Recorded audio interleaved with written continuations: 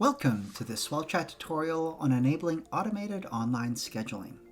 In this video, we'll show you how to set up this powerful feature and eliminate the hassle of back and forth emails to coordinate meeting times. Let's get started. First, sign into your SwellChat account. Once signed in, navigate to the top right drop-down menu and select Settings. In the Settings menu, go to Personal Settings and then click on Calendar Settings. Here, you'll find Calendar Availability.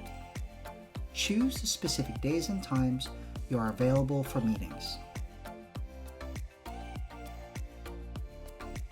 Once you've updated your preferences, click Update Calendar Availability.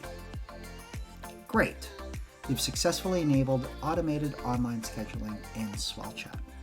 Now that you've enabled automated online scheduling, let's explore how to use this feature to schedule meetings with ease.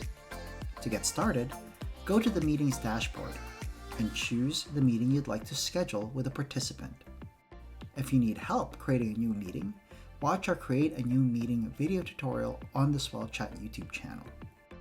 Once you've identified the meeting, click on Share and then select Email Availability Calendar. In the pop-up, enter the participant's email address, a subject line, and a message. Then click Send. The participant will receive an email with a meeting link and your message. They can choose an available time, provide their details, and submit the form. As the host, it's important to approve the meeting. You can do this in 3 different ways. By clicking the link in the SwellChat email service email, checking the main Meetings dashboard, or go to Settings, Personal Settings, Calendar Settings, Calendar Approvals, and then Manage Approvals. Once on the Calendar Approval screen, notice red highlighted meetings. Select by click on these meetings and then Approve. On this screen, also notice meeting details found on the bottom right of the screen.